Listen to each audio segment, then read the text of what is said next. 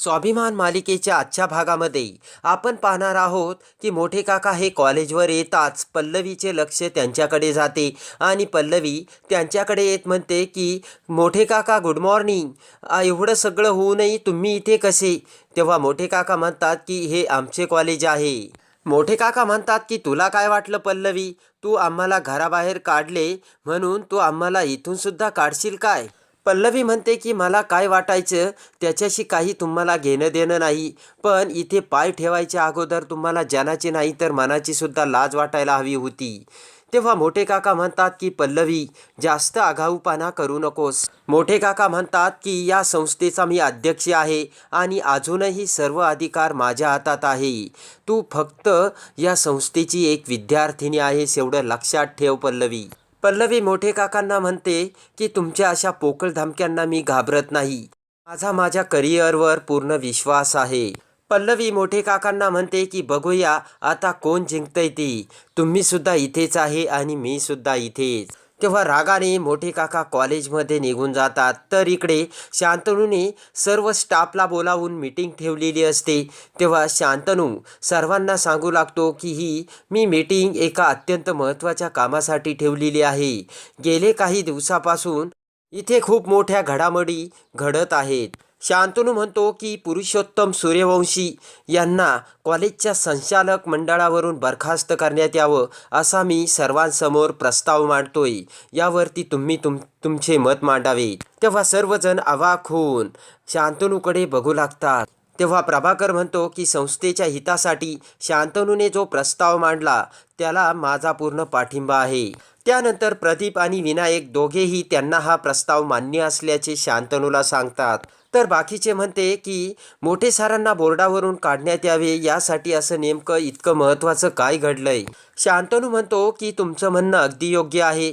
तेव्हा काय कारणं आहेत याची सर्व माहिती तुम्हाला दिली जाईल आणि या प्रस्तावाला सूर्यवंशी कुटुंबातील सर्व सदस्यांची संमती असल्याचे तुम्ही लक्षात घ्यावे असे शांतनू बाकी सर्व सरांना सांगतो.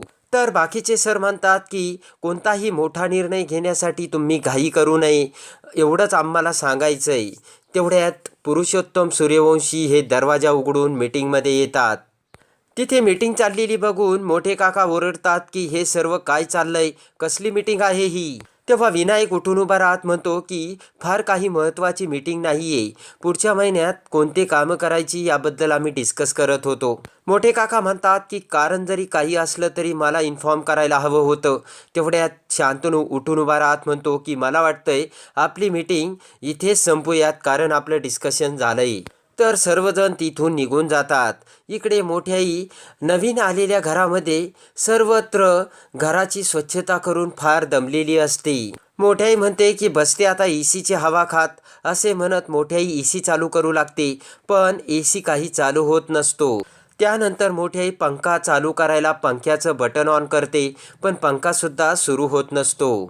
मोठे काका हा विनायकच्या केबिनमध्ये येतात आणि म्हणतात की विनायक आता आपल्याला शांतनू प्रभाकरवर लक्ष ठेवायला हवं आणि माझी पोझिशनही जपायला हवी. तेव्हा विनायक म्हणतो की नाही बाबा, तुमची पोझिशनला कोण धक्का लावणार आहे? विनायक म्हणतो बाबा तुम्ही एवढे अचानक कसे काय आले? तर मोठे काका म्हणतात की अरे बड्या मुश्किलीने एक खोली मिळवली, पण तुझ्या आईला ना आश्रमात राहायची सवय आहे.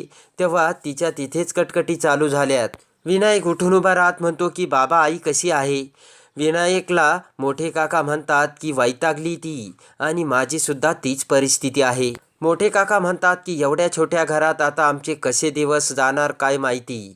विनायक म्हणतो बाबा मला खूप काळजी वाटते तुमची. विनायक म्हणतो की बाबा तुम्ही काही काळजी करू नका, इकडं जे काही चाललंय ना त्याची मी तुम्हाला सर्व इन्फॉर्मेशन देतो आणि सेटिंगही करून ठेवतो. मोठे काका म्हणतात की ज्यांनी माझं आयुष्य उलथून टाकलंय ना त्यांचं सुद्धा मला आयुष्य उलथून टाकायचंय. विनायक म्हणतो की मी काही समजलो नाही बाबा. मोठे काका म्हणतात की आहेत काही अजून इश्यू, त्याचा मला हिशोब चुकता करायचा आहे आणि आलोच असे म्हणत मोठे काका तेथून बाहेर जातात. इकडे मोठे काका प्रदीपच्या केबिनमध्ये येऊन प्रदीपच्या कानाखाली मारतात आणि म्हणतात की आजपर्यंत माझ्या तुकड्यावर जगत होता आणि आज माझ्याच खुर्चीवर बसला. तेव्हा प्रदीप म्हणतो की काय चुकीचं केलं आहे मी? आजपर्यंत मी तुमच्या काम करून तुमच्या खाली जगत होतो आणि तुमच्यावर मला तुम्ही अवलंबून राहायला लावले होते. प्रदीप म्हणतो की सतत माझा अपमान करून तुम्ही मला घरी मान दिला नाही आणि कॉलेजमध्येही दिला नाही आणि आज तुम्ही सगळी प्रॉपर्टी स्वतःच्या घशात घालायला निघाला होतात, तेव्हा मी कशाला तुमच्या पाठीमागे उभं राहायचं? मोठे काका म्हणतात की तुझासुद्धा आम्ही जे केलं त्याच्यामध्ये हात होता असे जर मी सांगितलं ना, तेव्हा प्रदीप म्हणतो कुणाला सांगायचं सांगा. शांतनूला सांगणार की पल्लवीला? तुमच्या यावर कोण विश्वास ठेवणार? प्रदीप म्हणतो की तुमचे काय काय उद्योग तुम्ही करून ठेवले ना, ते सर्व मला माहीत आहे. तेव्हा ते जर मी उजेडात आणले तर तुमचा सर्व खेळ खल्लास होईल. तेव्हा मोठे काकाला राग येऊन मोठे काका पुन्हा प्रदीपला मारण्यासाठी हात उचलतात. तेवढ्यात तो हात शांतनू तिथे धरतो आणि म्हणतो की मिस्टर पुरुषोत्तम सूर्यवंशी, हे कॉलेज आहे, कॉलेज घर नाही आहे आपलं.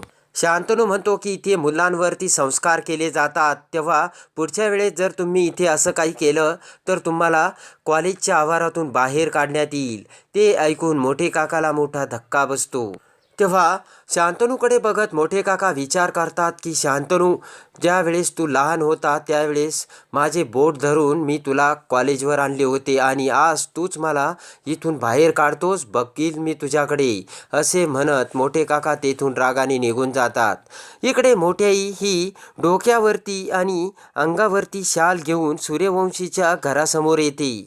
तेवढ्यात पाठीमागून पल्लवी तिथे येत त्या बाईला बघते. तेव्हा मोठ्याई लपण्याचा प्रयत्न करते, पण पल्लवी मोठ्याईला धरत म्हणते की कोण तुम्ही आणि आमच्या घराकडे अशा का आल्यात? तेव्हा मोठ्याई खूप घाबरलेली असते. पल्लवी म्हणते की हे सूर्यवंशीचे घर आहे. तेव्हा मोठ्याई विचार करत म्हणते की हे माझंच घर आहे, तू मला या घरातून बाहेर काढलंयस. पल्लवी म्हणते की अहो तुमचं काही काम होतं का? कुठून आलात तुम्ही? वाटलंच तर तुम्हाला ज्याला भेटायचं ना त्याला मी निरोप देते आणि बाहेर बोलावून आणते. तर मोठ्याई तिथून निघून जाऊ लागते. तर मोठ्याई तेथून पळून जाते. तेव्हा पल्लवी मोठ्याईकडे बघत म्हणते की मोठ्याई, तुमच्याच घरात चोरासारखी येण्याची तुमच्यावर ही वेळ तुम्हीच आणली. त्यानंतर पल्लवी ही घराच्या दरवाजासमोर येते. तर इकडे ज्योती कुणाला तरी फोन करून फोनवर बोलत असते आणि म्हणते की अगं आपण छानशी पार्टी करूयात ना, अभ्यासाचं काय टेन्शन घ्यायचं आहे, आणि जरीसुद्धा मी नापास झाले ना तरी माझ्या बाबांना मी पास करून घ्यायचे सांगेल. मग आपलंच कॉलेज असल्यामुळे त्याचा फायदा आपल्याला कधी मिळणार? तेवढ्यात ते ऐकून पल्लवी मोठ्याने म्हणते की ज्योती. पल्लवी ज्योतीसमोर येत म्हणते की तू काय बोलतेस, याचं तुला काही भान आहे का? परीक्षेत सर्व काही मॅनेज करता येतं असं तू मैत्रिणीला सांगत होती का? तेवढ्यात विभा आणि मेघना तिथे येतात. पल्लवी म्हणते की अगं आपली संस्था खूप मोठी आहे आणि असं कुणाकडेही वशिला लावून पास करता येत नाही, कळलं का तुला? तेवढ्यात प्रदीप, विनायक आणि शांतनू तिघेजण घरी येत पल्लवीचे ते बोलणे ऐकतात. विभा म्हणते काय झालं? तेव्हा पल्लवी म्हणते की हिने अभ्यास जरी केला नाही तरी ती बाबांना सांगून पास होण्यासाठी मॅनेज करेल असे ही मैत्रिणीला सांगत होती. तेव्हा ते ऐकून शांतनू सगट विभा, मेघना सर्वांना मोठा धक्का बसतो. तेव्हा ज्योतीला राग येऊन ज्योती म्हणते की पल्लवी, मला जे काही करायचं हे तू मला शिकू नकोस, तू तुझं हे प्रवचन बंद कर आणि तुझे कामं कर. ते ऐकून शांतनूला राग येऊन शांतनू ज्योतीला म्हणतो की ज्योती, तू काय बोलतेस, तुला समजतंय का? या अगोदरही तू काय केलंस ते आता सर्व मला समजलंय आणि मी तुमचे सर्व बोलणे सुद्धा ऐकले. शांतनू म्हणतो की ज्योती, फक्त तुला अभ्यास करून पल्लवी पास व्हायचं सांगते ना, दुसरं काय म्हणालीस ती? तेव्हा विनायक म्हणतो की ज्योती, शिक्षणासारखी पवित्र कोणती गोष्ट नाही. मी सुद्धा ते एक माझ्या कॉलेजच्या वयात केलं असतं तर आज मला घरच्यांपासून तोंड लपवून परदेशात जाण्याची वेळ आली नसती. त्यानंतर इकडे विनायक हा प्रदीपकडे येतो. तेव्हा प्रदीपला विश्वासात घेतल्यानंतर प्रदीप म्हणतो की दादांनी जिथे जिथे पैशाचे घोटाळे केलेत ना त्या सर्व फाईल मला माहीत आहे.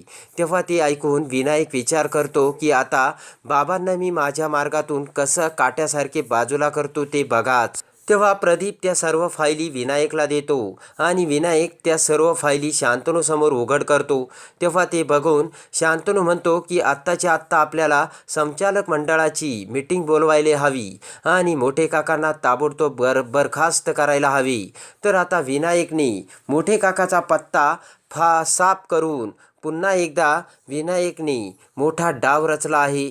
तर आता शांतनू कोणते पाऊल उचलणार हे बघण्यासाठी आणि स्वाभिमान मालिकेच्या डेली अपडेटसाठी आपल्या चॅनलला लाईक करा, सबस्क्राईब करा.